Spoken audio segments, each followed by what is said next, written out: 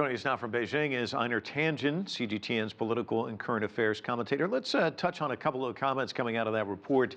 There's been a lot of complaints in years past about the so-called pivot to Asia under the Obama administration, the follow-up to that Trump's Indo-Pacific strategy. It seemed like the defense minister had a pretty strong statement about efforts to contain China's rise. He said, all countries, big or small, strong or weak, rich or poor, are equal members of the international community. They all have the equal right to embark on development paths of their own choice. I want to get your read on his comments, given the fact that there still remains these tensions between the United States and China when it comes to the South China Sea. Well, it's pretty simple. China is reacting to what they see as this kind of 360 degrees of pressure that's being put on, whether it's Hong Kong supporting the rioters there or selling arms to Taiwan, sailing ships through that area, the Taiwan Straits, and also in disputed waters of the South China Seas. China, remember, China has been outreaching because it has to.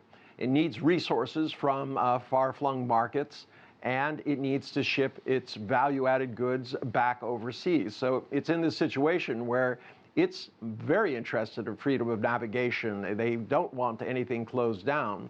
But the U.S. has, kind of had an encirclement issue where they've established bases in all of these different places.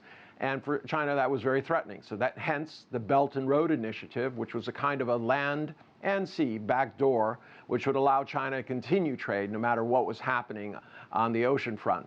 But this forum is important because it discusses things from a different perspective. It's interesting. There's another comment in the piece that I wanted to touch on.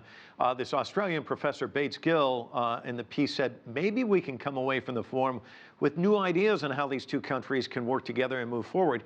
We've done stories in the past about China participating in RIMPAC. That isn't happening now. Do you see a time, given the chill in the air between these two countries, where we can actually figure out a way where both of the countries can work together? That would be wonderful, but the problem right now is that under the current administration in the U.S., there's not much hope of that happening. There's this real pressure, especially for Donald Trump prior to the election, to create some traction by getting China to agree to a deal which may not be in its best interests.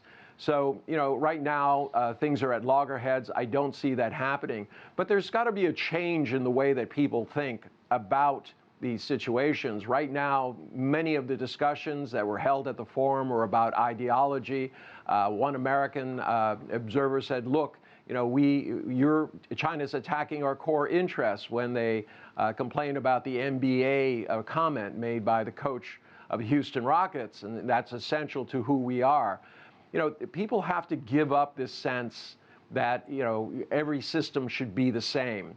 There should be a parallel opportunity for profit and cooperation. And what that means is accepting that there are different cultures and systems and just look for areas where both sides can have a win-win situation. And unfortunately, that's not the mood at the moment.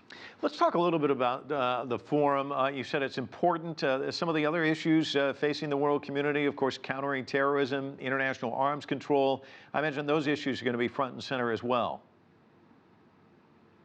Oh, absolutely. I mean, it's a very much more technical forum. You have a lot more of colonels, young officers, things like that. You also have scholars. So it's a very, very different kind of forum. It's not necessarily about policy. It's about ideas, exchanging them at not just the top levels, but also in the middle and the bottom levels, so that people have a better understanding of what's happening. Right now, with the economic distress that is facing the world, a possible recession, probable recession, I should say, coming along, there's a real danger that there could be armed conflict breaking out. And unfortunately, it's not a situation where countries are trying to take over another country. Actually, it's about defensiveness. They feel that their core interests, quote, are being threatened. And that goes for both China and the U.S. So they have to back away from this. They have to understand what the issues are in order to diffuse them. Einar Tangen joining us from Beijing with his observations there. Thanks so much.